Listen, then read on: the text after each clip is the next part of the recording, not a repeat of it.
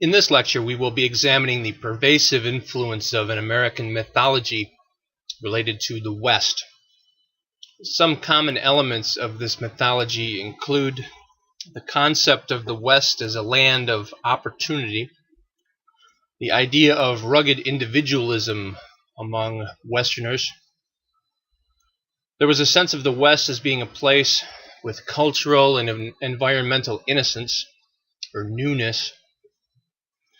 The role of fate and destiny in the development of the West. This was a place that America was predestined to call its own. The West represented a place associated with the reinvention of identity, both of people who moved to the West as well as the emergence of a new West. It was a rebirth or reinvention of identity. There was a sense that the West also represented a safety valve for immigrants and the poor to go to if the eastern cities became too crowded. The West was seen by many Americans as a bastion of adventure, of romance, of violence, of triumphalism, and finally the West represented a sort of agrarian myth, almost an American Garden of Eden. There are a number of components that are closely associated with the American Western mythology. Among these are as follows: benevolent expansion, or the idea that only good came from westward expansion. The idea that the West represented a frontier, wild nature, and uncivilized Indians were components of the mythology. Westward expansion was seen as progress, and the land was being improved by having people cultivate it.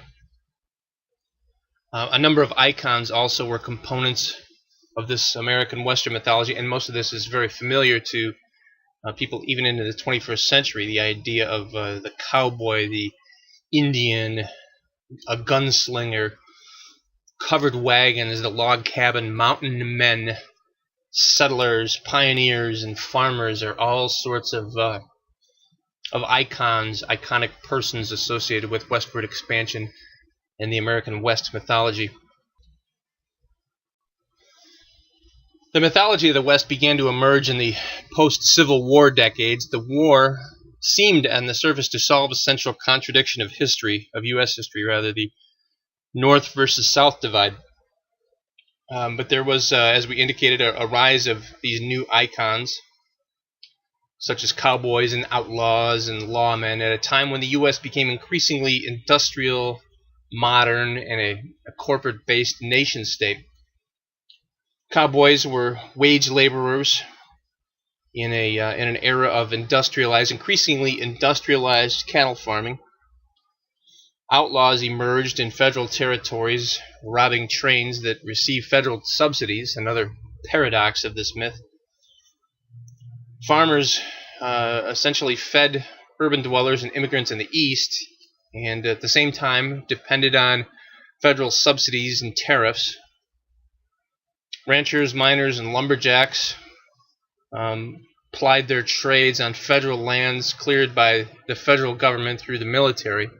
So again, there's this sense that of paradox, of contradiction in these myths of the West, especially myths regarding the independence of Westerners. The mythology associated with the West received an intellectual validation with what has become known as the Turner thesis.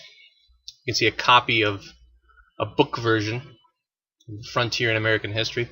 This intellectual concept was named after Frederick Jackson Turner, a noted late 19th and early 20th century historian. Turner was born in Wisconsin and rose to prominence at the University of Wisconsin before later joining the faculty of the history department at Harvard University. He's best known for his 1893 essay, The Significance of the Frontier in American History. The essay was presented at a meeting of the American Historical Association at the World's Columbian Exposition in Chicago, Illinois that year.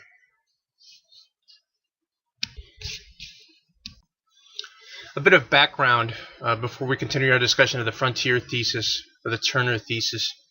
In the early 19th century, many Americans thought it would take 500 years or more to settle the West. However, according to the 1890 census, the frontier was settled. The map on this slide is based on that 1890 census data, and you can see that increasingly there were greater density levels in terms of population in the western United States. There was a growing concern among many Americans that there was an end to the western frontier and what that might mean for the United States. Turner argued that American character, especially traits like democracy and materialism, were shaped by westward expansion. Turner believed that the hazards of the frontier made Americans tough, inventive, and independent. American history, according to Frederick Jackson Turner, was a series of frontiers involving figures such as Indians, fur traders, cowboys, and pioneer farmers. The settlement of the West, according to Turner, was in essence a continuous rebirth of society. He believed American society was forged on the frontier, and the conflict and hardships of the frontier served as sources of innovation and inspiration. There were a number of weaknesses associated with the Turner thesis, not the least of which was this Eastern bias that he exhibited. This thesis was exclusive in the sense that Indians, Mexicans, Chinese, and the Spanish were not part of this vision, grand vision of the West. This ignored the interdependence of other groups. It simplified, or certainly oversimplified, the complexities of many sociological and political, cultural phenomena. U.S. Implicitly in the Turner thesis was seen as the high point of human civilization. There are certain cultural hierarchies that are present in Turner's thesis, that white American culture was better than any other culture that it came into contact with. If democracy is equated with westward expansion, what happens when there is no longer endless expansion? It's something that really wasn't addressed, although Turner implied that it would be the end of America as we know it. There's a sense of ethnic superiority, of course, inherent in Turner's thesis, not unusual for the time period in which he lived. This was very self-serving in terms of white Americans, a very one-sided narrative of the West, and a very much an ultra-nationalistic interpretation of American history.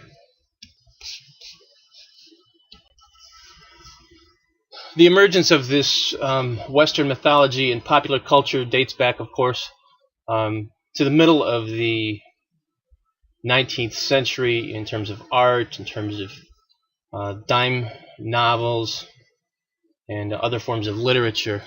Most recently, it's associated with television, film, and modern literature. Television helped construct a modern American hero in the form of characters on shows like Gunsmoke and Bonanza, Little House on the Prairie, The Lone Ranger, and Maverick. This took place at a time when America was in the Cold War, so you have this sort of political parallel in the good versus evil U.S. versus the Soviet Union that is an interesting parallel to the good and evil either between whites and Indians, or whites, law-abiding whites and outlaws that's present in this. This television trend represented sort of a consensus on American traditions and identity. You didn't find many people other than Native Americans who sort of took issue with this portrayal of the West. Unanimity was equated with patriotism, diversity, and skepticism. Of course, again, this era of the Cold War associated with subversion. Film similarly represented an embodiment of the American West mythology. You see some examples here, just a few of the many hundreds of films that were churned out, and Western films continue to be a source of both interest and income for Hollywood well into the 21st century, although you do see an increasing number of Western films that try to, if not subvert, at least revise some of this American Western mythology. Western mythology has entered the consumer culture of the United States. It's a form of commodification of ideas like freedom and individualism in products like chaps, fragrances, blue jeans. The inherent contradiction, of course, is that the commodities symbolizing freedom in the West are produced on less than free conditions in places like China and other countries lacking human rights and civil liberties. This slide presents a few more examples of the commodification or consumption of the West. Marlboro cigarettes, the Marlboro Man, another American icon. Politicians have not been immune to the power of American Western mythology, and certainly Ronald Reagan was not the first major politician to embrace the icons and images of American Western mythology for political purposes, but he certainly tapped into that mythology in a way that no previous American presidents had. He got his start as a cowboy actor. He played George Custer and many other Western figures in the 1940s and 50s. Became something of a cowboy president, I guess you could say. An example of life imitating art and life imitating the mythology of the West.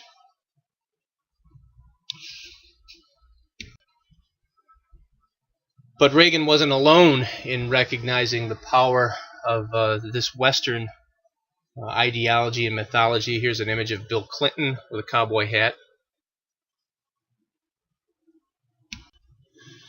In recent years, George W. Bush was much more desirous of making use of this mythology. Now, he was born in the East Coast and moved to Texas, so he's sort of an East Coast transplant to Texas, but adopted many of the mannerisms and images associated with Western mythology, the cowboy hat and boots. And throughout his presidency, you saw many themes like this. So here we have an image of Osama bin Laden on a wanted dead or alive poster. Bring him on in, shoot from the hip. You know, he had this sort of lingo and terminology that was widely associated with American Western mythology. There are many images of him in a Ford pickup truck, for example, or chopping wood at Crawford Ranch. And lest we assume this is strictly a Republican phenomenon, even a city-dwelling denizen such as Barack Obama has recognized the power of this Western mythology. Here we have an image of him during the 2008 campaign donning a cowboy hat. Now, in one sense, yes, this is sort of ironic that Barack Obama would wear the cowboy hat and he would joke about it. And yet at the same time, there is a power here, and it's a subtle sort of reflection on that continuing, that pervasive role of American West mythology well into the 21st century. This draws to a close our brief discussion of American West mythology.